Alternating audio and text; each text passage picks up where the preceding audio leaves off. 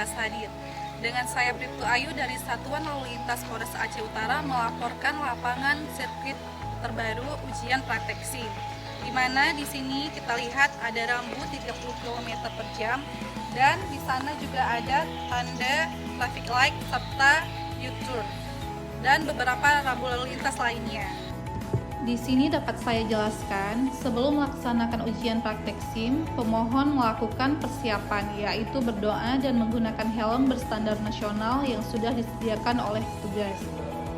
Setelah itu, pemohon langsung mulai mengendarai sepeda motor dengan kecepatan 30 km per jam sampai pada tanda pengereman karena di depan terdapat rambu traffic light.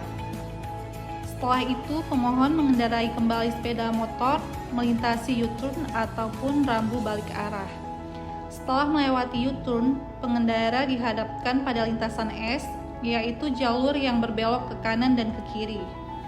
Ketika telah melewati lintasan S, pemohon atau pengendara melaju pada trek lurus sebelum memasuki tikungan terakhir. Pada saat tikungan terakhir, pengendara melaju dengan kecepatan 30 km per jam sampai pada batas pengereman. Dan setelah itu pengendara boleh memilih berhenti di sebelah kanan ataupun sebelah kiri pada